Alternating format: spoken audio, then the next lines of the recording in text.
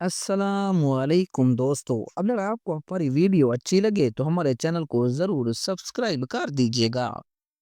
زحمت سلطانہ ایک مرتبہ کا ذکر ہے کہ ایک فقیر جہاں بھی جاتا بس یہی صدا لگاتا: تین باتیں سن لو اور ہر بات کا معاوضہ 100 روپے دے دو۔ کوئی بھی اس کی اس ضد پر کان نہ دھرتا تھا۔ تنگ آ کر فقیر دریا کی طرف نکل گیا۔ وہ کنارے کنارے چلتا جاتا اور بڑبڑاتے ہوئے لوگوں کو کوستا جاتا تھا۔ اتفاق کی بات ہے کہ وقت کا بادشاہ بھی سیر کے لیے وہاں آیا ہوا تھا۔ اس نے فقیر کو کوستے ہوئے سنا تو اسے بلا کر وجہ پوچھی۔ فقیر نے اپنا تعارف کراتے ہوئے کہا: میں تھکا ہارا چندرا بد نصیب ہوں، جس نے قیمتی سودا سستے داموں میں فروخت کرنے کی کوشش کی مگر کسی نے بھی میری نہ سنی۔ بادشاہ بولا: فقیر، اب کہو، میں تمہاری شرط منظور کرتا ہوں۔ فقیر خوشی خوشی تیار ہو گیا۔ اس کے بعد فقیر نے تین باتیں سنائی۔ رات دا جگن بلا، یعنی رات کو جاگنا مفید ہے۔ پہلی بات بتا کر فقیر نے بادشاہ سے اس کا معاوضہ 100 روپے کی شکل میں حاصل کر لیا۔ آنے والے دا ادھر بلا، یعنی آنے والے کی تکریم کرنے میں بھلائی ہے۔ دوسری بات سنا کر فقیر نے بادشاہ سے مزید 100 روپے لے لیے۔ زدل بلا دے ساری سو کھلا، یعنی ضد کے کرنے والے کے سر میں جب تک 100 جوتے نہ لگیں اس کی اصلاح نہیں ہوتی۔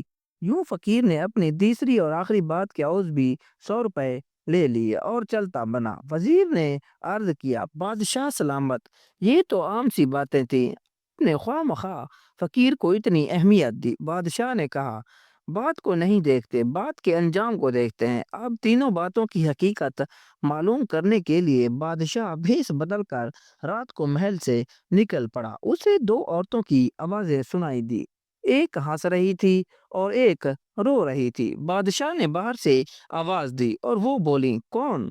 بادشاہ نے کہا: پہرے دار۔ وہ کہنے لگی: جا چلا جا، میں ہنس رہی ہوں، میرا نام تدبیر ہے، اور جو رو رہی ہے اس کا نام تقدیر ہے۔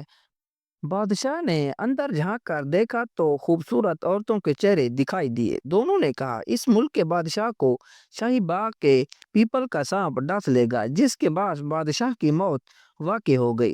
بادشاہ وہاں سے رخصت ہو کر سیدھا اپنے محل پہنچا۔ اب وہ اس بات کی صداقت کو پرکھنا چاہتا تھا۔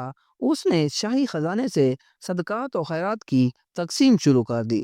وہ سانپ کے متعلق سوچ رہا تھا۔ اس نے پیپل سے محل تک راستہ بنایا اور اس پر کپاس بچھا دی۔ اس راستے کے دونوں طرف پھولدار پودے لگوائے اور سانپ کا انتظار کرنے لگا۔ ایک خاص وقت پر سانپ پیپل کی شاخوں کے درمیان سے نکلا اور اس نے زمین پر چھلانگ لگا دی۔ محل تک کا راستہ سانپ نے انتہائی آرام سے طے کیا۔ سانپ اس بندوبست سے بہت خوش ہوا تھا۔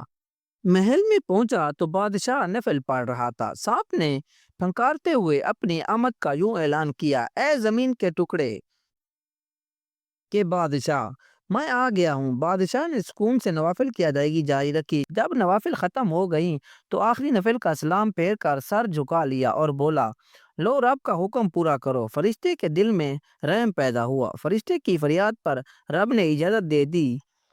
غیب سے آواز آئی: آدھی زندگی اس کو اور آدھی زندگی تجھ کو بخشی۔ سانپ حملہ آور ہونے کی بجائے واپس روانہ ہوا۔ بادشاہ نے سانپ سے کہا: میرے لائق کوئی خدمت ہو تو بتاؤ۔ سانپ نے جواب دیا: خدمت وہی ہے جو غرض پوری ہونے سے پہلے کی جائے۔ بادشاہ کو رات کو جاگنے اور آنے والے کی قدر کرنے کا صلہ مل گیا۔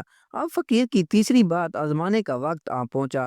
دوپہر کے وقت بادشاہ اپنی ملکہ کے ساتھ 7ویں منزل پر بیٹھا تھا۔ نیچے شہر دکھائی دے رہا تھا۔ یہ وہ زمانہ تھا جب جانور بھی انسانوں کی طرح بولتے تھے۔ ایک روٹھی ہوئی بھیڑ نے چترے سے کہا: اگر تم اس وقت گھاس لے آؤ تو میں مان جاؤں گی۔ چترے نے 3 چھلانگیں لگائی لیکن کامیاب نہ ہوا۔ بھیڑ گھاس کے تقاضے پر مسلسل اڑی رہی۔ چترے نے پہلے تو بہت منتیں کی کہ گھاس کو بھول جاؤ، جو باوجود کوشش کے نہیں حاصل ہو رہا تھا۔ تنگ آ کر چترے نے اپنی جلد کو جھاڑا اور پھر بھیڑ کو ایک زوردار ٹکر دے ماری۔ بس ٹکر کا لگنا تھا کہ بھیڑ نے درد سے نڈال ہو کر سر جھکا لیا اور ضد ترک کر دی۔ بادشاہ یہ منظر دیکھ کر ہنس پڑا۔ ملکہ نے ہنسنے کی وجہ پوچھی۔ بادشاہ نے صرف اس قدر جواب دیا، انسان بہتر کوٹی، دل بہتر کوٹی۔ بادشاہ نے کہا، کوئی بات نہیں، جانے دو۔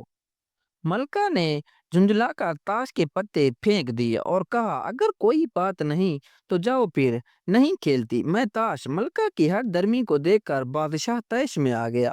اس نے غصے کی حالت میں 100 مرتبہ جوتی ملکہ کے سر میں دے ماری۔ ملکہ بے ہوش ہو کر گر پڑی۔ اس واقعے کے بعد ملکہ آج کسی سے اس کا حال نہ پوچھے گی۔